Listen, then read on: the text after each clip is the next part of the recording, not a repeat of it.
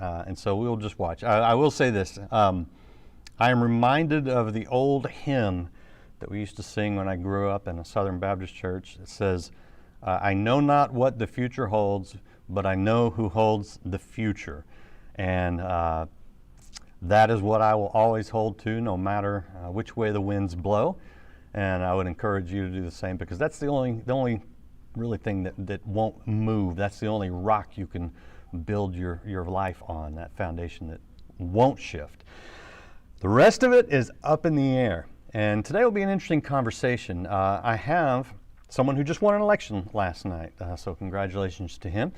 His name is Tan Parker, and he is a member of the Texas House of Representatives. And he's been in a lot of leadership positions there, a lot of real strong leadership positions.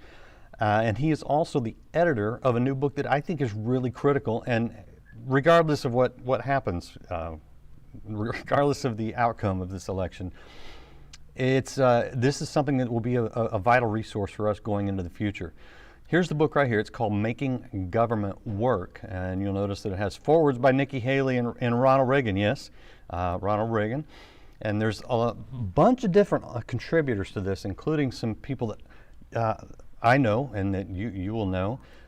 Senator Rick Santorum, wonderful friend of the ministry, really nice guy, one of the nicest guys you'll ever meet, smart guy. Same for Rick Perry, former governor, now Secretary of Energy, I believe, and also a really, really great guy. I've got some funny stories, but I won't share them now. But I'm a huge Rick Perry fan. Also contributors in this book, former House Majority Leader Dick Armey, Chad Hennings, the former Dallas Cowboy, again, friend of the ministry, Mark Levin, you guys know him, and then Chuck Norris. Chuck Norris is in this book. That's all you need to know. The editor of this thing is Tan Parker, like I mentioned, a member of the Texas House of Representatives, and he is with me live right now. Tan, great to have you. Thank you for being here today. Oh, Randy, my treat, my privilege. Thanks for having me on the show. It's great to see you. So you won your election last night. Congratulations. Thank What you. in the world is going on with the presidential election? Well, Randy, look, obviously we're all praying for a good outcome. We want a fair process for this nation, and it's important that every vote, of course, be counted. Every vote that's been honestly cast. We don't want ballots, of course, being counted in any way that would be deceitful or inappropriate, and that's obviously our concern as we look at what's happening now with this delay in calling the race. Yeah. Obviously, I'm a strong supporter of President Trump, so I'll be very candid in that regard. Want to make certain that he has a fair shake. You know, I think one of the great things that came out of last night that I want all of our audience to be aware of is that conservatives had a great night in so many ways. You know, keep in mind what the liberals and the pundits on television have been saying was that President Trump and Republicans were going to get wiped out coast to coast. And that absolutely did not happen last night. People of faith stood up for candidates that believe in the life movement, protecting life, people that support our families and support traditional values, and standing strong for this nation. And so I want all of us to be encouraged in that regard, that this race is so close because of the fact that so many conservatives, so many people of faith came forward and supported Republican conservative candidates across the country. So that's the positive news. Obviously, at this point, it's in the Lord's hands.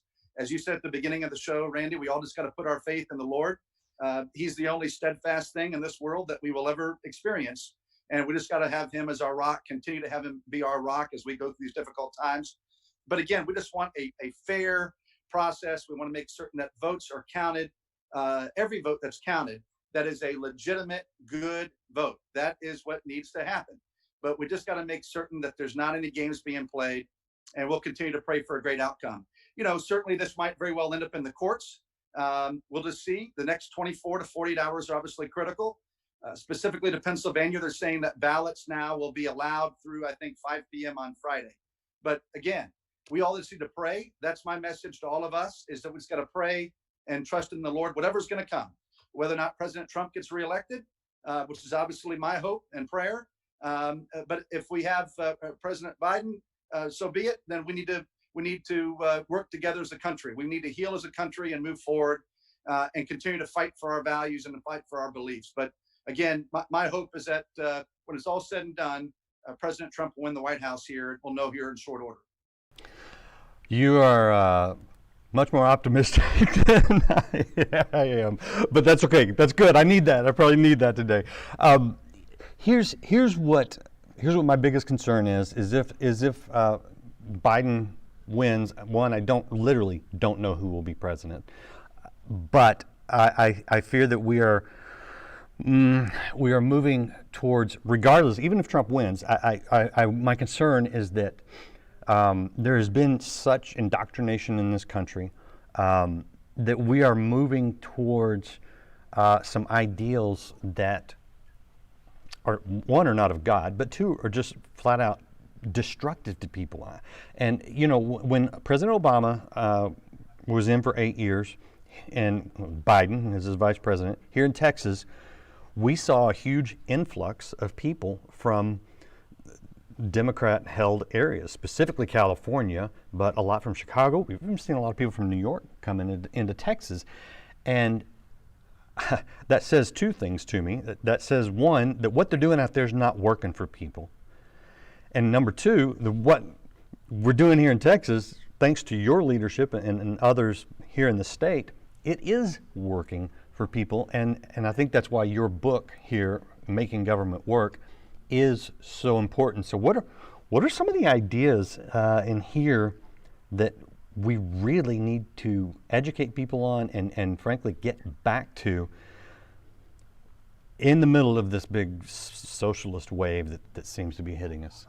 No, Randy, it's a great question. And I want to just comment real quick before I talk about the book, just to give you some more background for your viewers. But in my opinion, what is happening right now is, Texas last night stood strong against the blue liberal wave. Okay, Republicans came out in record numbers, and we were able to hold Texas despite a tremendous disadvantage that Republicans were at with regard to the money that was coming in from out of state at every level, if you will, of candidacy.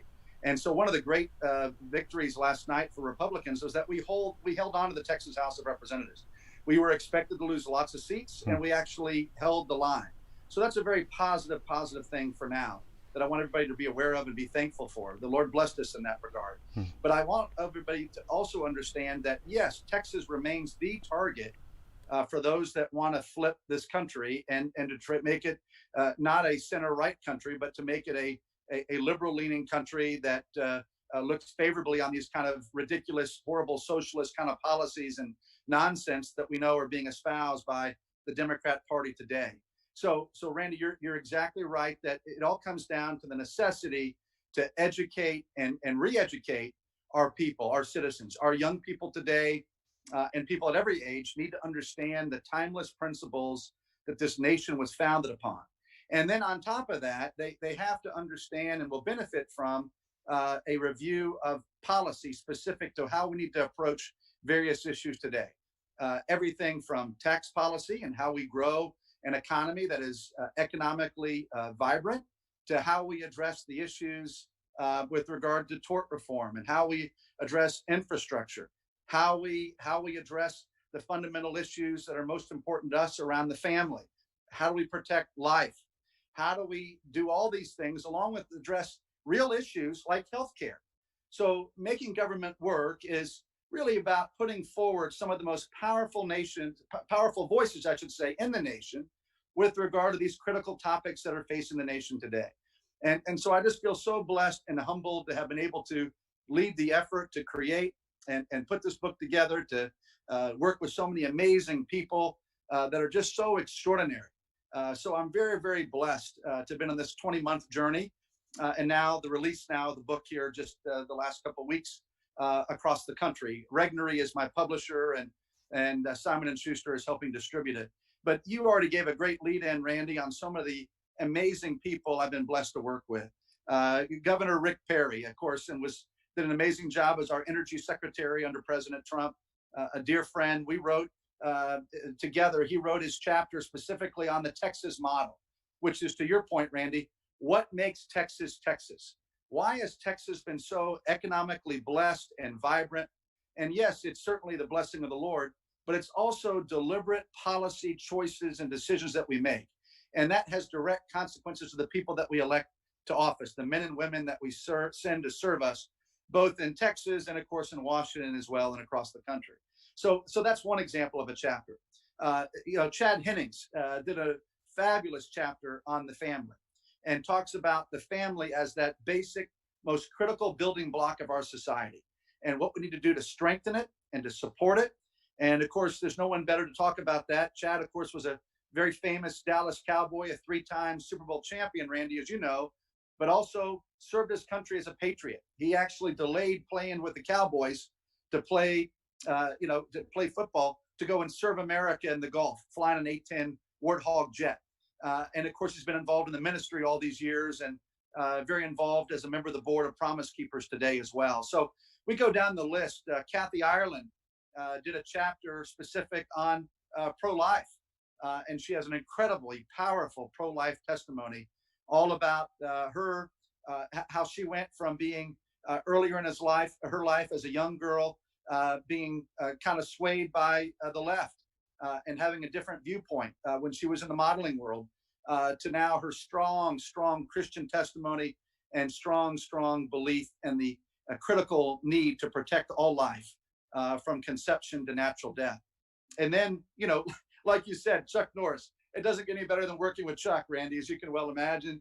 And Chuck and his wife, Gina, are just spectacular friends and did an amazing job with a chapter specifically on the Second Amendment and what the Second Amendment is all about and why it's timeless. So I think everybody in the country will enjoy reading that. And the thing that is probably most timely here today in this limbo that we face right now in this presidential election is a chapter that we have on the Electoral College itself. And it's written by Professor Brad Smith, who's a wonderful gentleman, who is the former chairman of the Federal Election Commission. And he puts forth a very clear and succinct understanding of why the Electoral College was established at the beginning of our nation and why it's timeless and why it needs to govern our election here in 2020 and needs to continue to govern the elections of this nation for as long as this nation seeks the Lord's face and continues to survive. Right, as long as the nation will continue to survive, we need to make certain that the Electoral College is front and center in this election process. And it's a wonderful, I think, read. It's a great opportunity for people to understand these timeless principles that will help them when they get questions today about why the Electoral College is the right path to select the president. Let me ask you, I mean, I could go down the list of things on that one, but let me ask you about some of the social programs, and some of this goes to healthcare, that we're seeing. And here's an attitude I hear in the church a lot that I think is to our detriment as a nation and as Christians, as the church. And that is that there are things that scripturally God tells the church to do, to take care of the poor, to take care of the widows, to, do a lot of what we consider social programs. And of course, here at Life Outreach, we've done that internationally and here in the United States. So it's something that's close to our hearts, very much a part of our mission. But what I hear from a lot of Christians is, well, we should vote for the person who promises to do basically the job of the church in taking care of people, in feeding people, providing certain forms of welfare, whatever. I feel like we're ceding ground to the government in the church, and a lot of Christians are totally on board with that. Do you understand what I'm? Yeah, Randy, absolutely. What you're really asking about is the fundamental role of government, right? And the constitutional framework for the establishment of the nation, right?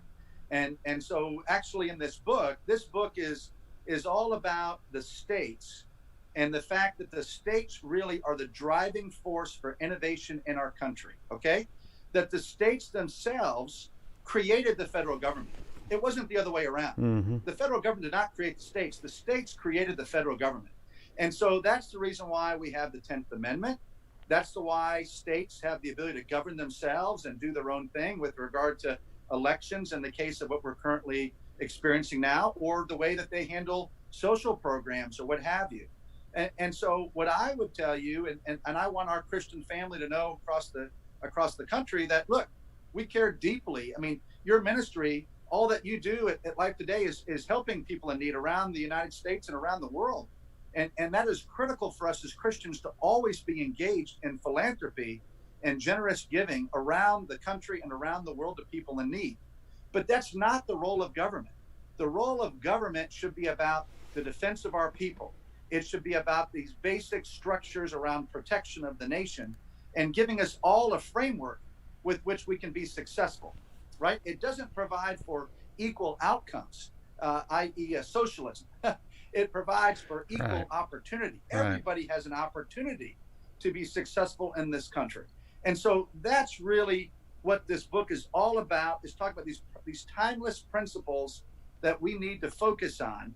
And as Christians, as the body of Christ, we have to engage in this world.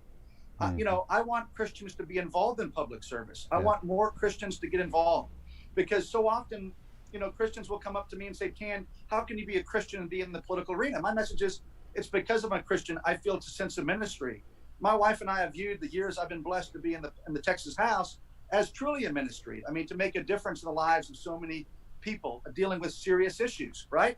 I mean, so, I've been blessed to not only do things with regard to the economy of Texas and our fiscal health, but I've been blessed to do things to protect our children from sexual abuse and neglect, and to stop a horrible crime like human trafficking. I've been blessed to lead on those kinds of issues for many, many years, and to focus on always advancing life with pro-life policies and so forth. So my point is that Christians have to engage. And I think it's just important for Christians to realize that we're not trying to walk away from our mission of serving our brothers and sisters in Christ that are in need. No, by no means. We absolutely take that charge. But we need to do that with our own private resources, as opposed to relying on government. Because when you rely on government, one, it will never be efficient. It'll never be effective. You're taking money from taxpayers unfairly, in my assessment, when you're putting that on them. And frankly, I think it's much more productive and much more helpful to people in need to have people that give with a willing heart, a desire to serve their fellow man and to give back in that regard. We are the most generous country on the face of the earth.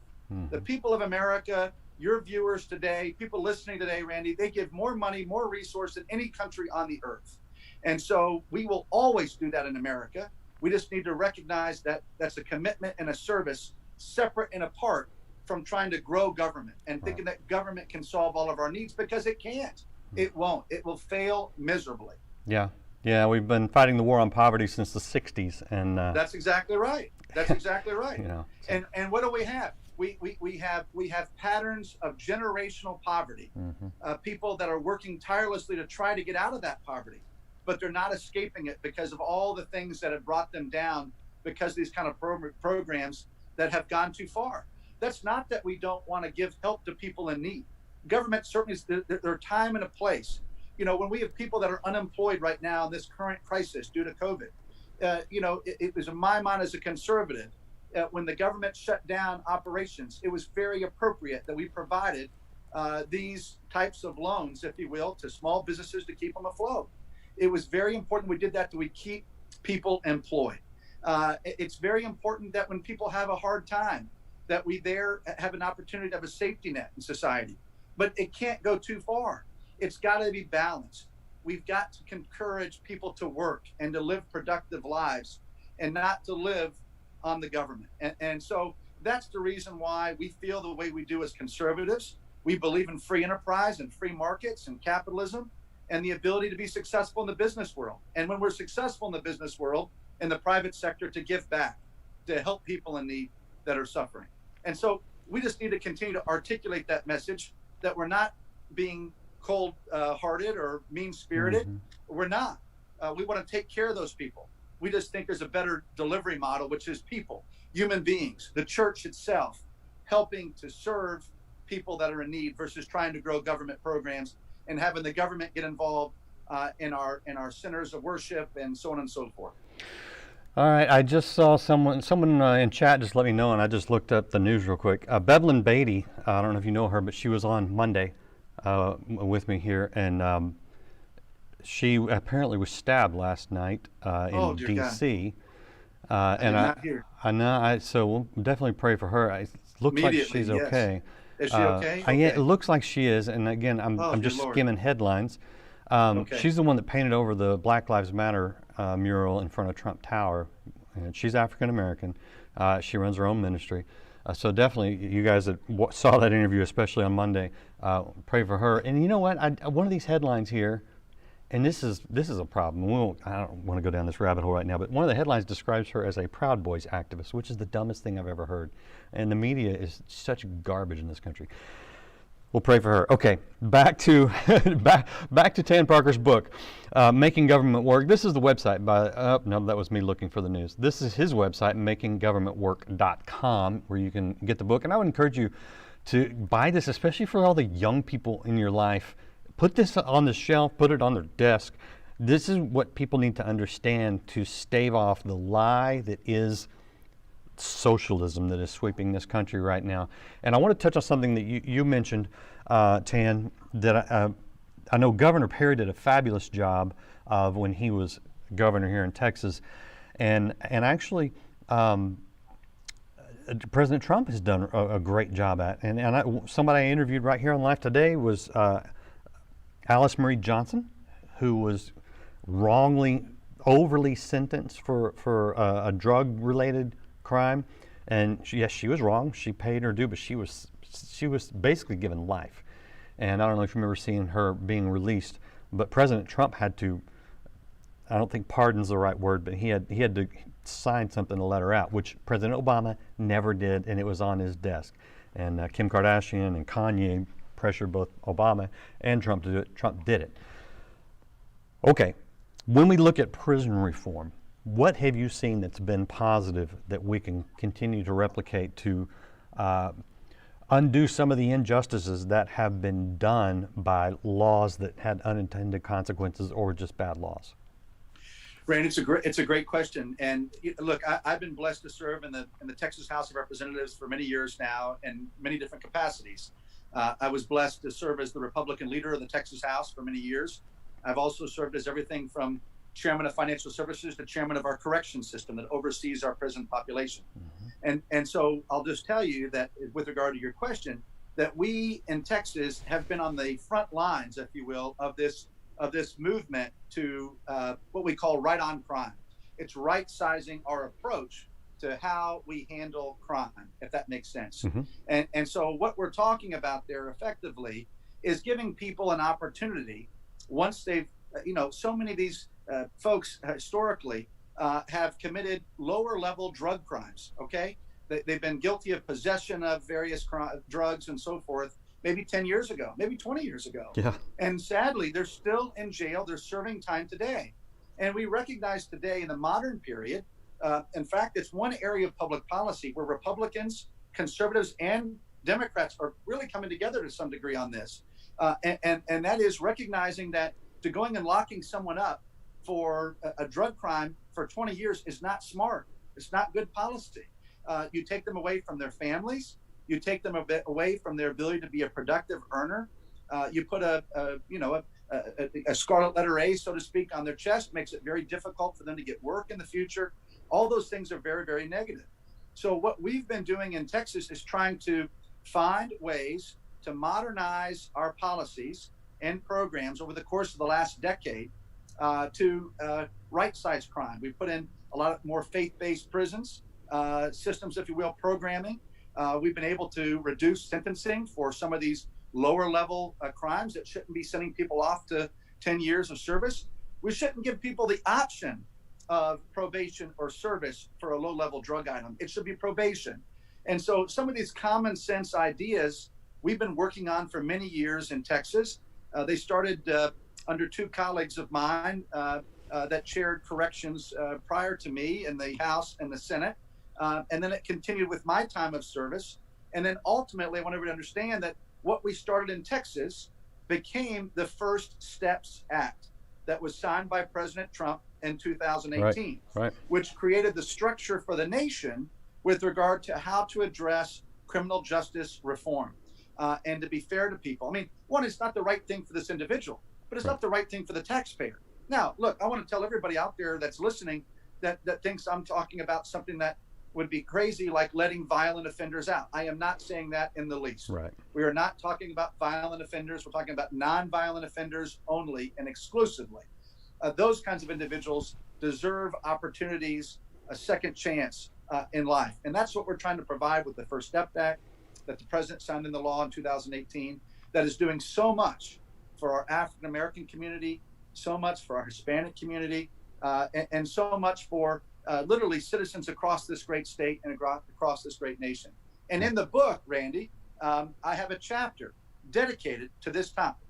And it's written by two individuals, Vikrant Reddy and Mark Levin, who are the real experts in the country on this framework around right on crime. So I think it's a very educational read. And it's one of the 23 chapters in Making Government Work that I think everyone will really benefit from. And to see firsthand the great policy that started in Texas, that spread across many states in this nation, and that now President Trump signed into law in 2018. It's making a huge difference in giving people hope and a second chance at life. It is, and it's also helping to really right some wrongs. A lot of minorities have been wrongly punished under these things, and I appreciate your leadership on that. I've seen that. I mean, since Governor Perry was in office. Absolutely, that's exactly right. It's such a critical topic and one we need to continue to advance. But the president has showed tremendous leadership. Yeah, he has. Getting that done. Yeah, that no other president has done that, focused on that topic before, Randy, as you know. And you don't get the headlines for it. So if you're reading Yahoo News or watching MSNBC, you're never ever going to know the Republicans have actually taken the lead in reducing a lot of these discrepancies. That's exactly, and Randy, that's actually a key theme of the book, right? So when I was mentored by a gentleman by the name of Tex Lazar, who, as a kid I met when I was 19 years old, was the Assistant Attorney General under President Reagan. He came out with the original Making Government Work 26 years ago. And God rest his soul, the Lord called him home way too young in life. But his wonderful wife has been a dear friend for these 25 plus years and asked me to pick up his mantle. Her name was Mary Spade. And Mary was the Kellyanne Conway of the Reagan White House. She was the director of White House communications. So imagine being the communicator for the great communicator.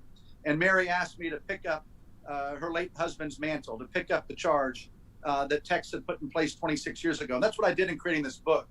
And one of the core themes, just so everybody understands, is that we as a nation, we as conservative Republicans in particular, have forgotten our storytelling tradition since the passing of President Reagan.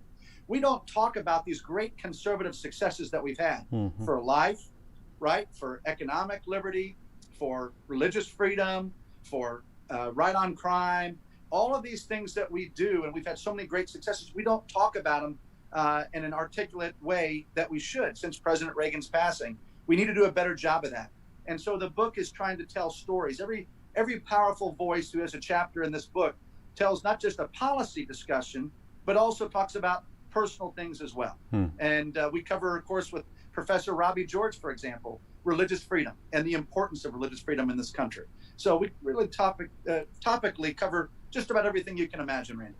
Here's the book, Making Government Work. The website here is makinggovernmentwork.com, where you can order it. And I want to end this with just stressing the importance of educating people. And I know that's what you're trying to do in this book.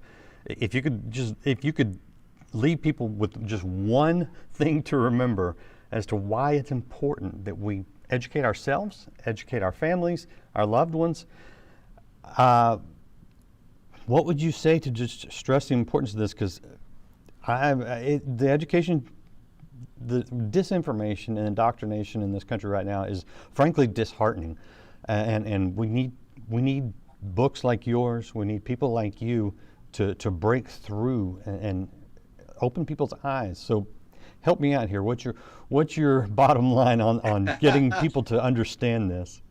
Randy, we as Christians have to be vigilant. We have to continue to fight. We have lost this media world. This media world will never give us a fair shake. They will never be fair to Christians. They will never tell the truth.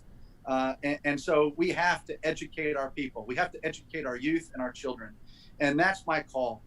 I want to make certain that everybody in this country realizes that we have to fundamentally educate all of our young people. It's incumbent on us as parents to make certain that our kids in those teenage years and in those college years that they are reading, that they are reading and coming up to speed and getting educated on the topics of today, that they are grounded in their faith, they're biblically solid and grounded. But it's also critical that they understand what's taking place with regard to these major policy fights, so they're not susceptible to these arguments that are false. And so that's the reason why I'm so passionate about making certain that Making Government Work gets into the hands of as many people as possible, and certainly young people and swing voters for the future. It's a great tool to help us, not just now, but in the years to come. And I want everybody to realize one other thing as well, that all of these wonderful authors I've been blessed to work with in Making Government Work have all donated their time. I've donated my time. I'm not making a penny on this. Everything that we make, all my author royalties are being donated to charity, and primarily those charities that support veterans' causes. That's the vast majority. Chuck Norris asked me to give a percentage to help kickstart, to keep kids off of drugs and crime, off the streets, and about 5% of the royalties and 5% are going to a great cause called financial literacy, making certain that our people broadly in America are financially literate. But 90% is going to help our veterans in all kinds of different capacities across the country. And I want the viewers to know that as well, Randy. So I just appreciate your time and giving me the opportunity to be with you and your wonderful viewership today. No, and I appreciate you. And correct me on one thing. You said Mark Levin. Did I misidentify Mark Levin as Mark Levin? Yeah, two different. They're pronounced slightly different. Okay. Mark Levin is with the Texas Public Policy Foundation in the book, and he is the right on crime guru, so to speak. Different from the Mark Levin that has a radio show and on Fox. And which one's in your book? Mark Levin from the Texas Public Policy Foundation. Okay. I don't want to mislead anybody, so thank you for correcting me there. I'll always open to correction. Again, Tan Parker, I appreciate what you're doing. Stay strong, and let's let Texas stay strong no matter what happens in D.C. And thank you for your service, and I appreciate your time and your friendship here. And anything else you want to come talk about, you need to let us know. You know you've got a friend right here, and we want to get the truth out. Even though I will say, and I'll let you go. Thank you, Tan. I will say that I noticed last week, once we started hitting some of these political topics, my Facebook distribution dropped by 80%, and still has not recovered. So we've got to figure out how to get through this wall of this media wall.